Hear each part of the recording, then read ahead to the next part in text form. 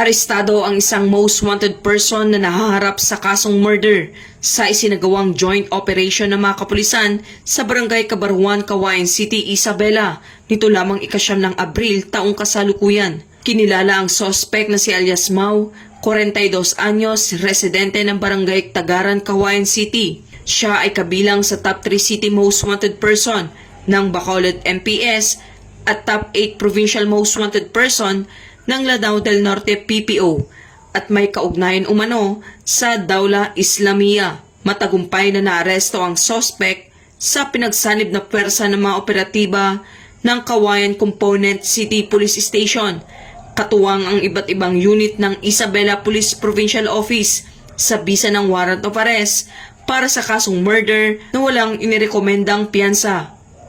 Ayon naman kay Police Colonel Manuel B. Bringas, Provincial Director ng Isabela PPO, na ang pagkakaresto sa suspect ay patunay ng patuloy na pagsisikap ng kapulisan laban sa mga most wanted persons at mananatili ang kapulisan ng Isabela na nakatuon sa pagpapanatili ng kapayapaan at kaayusan ng lalawigan ng Isabela.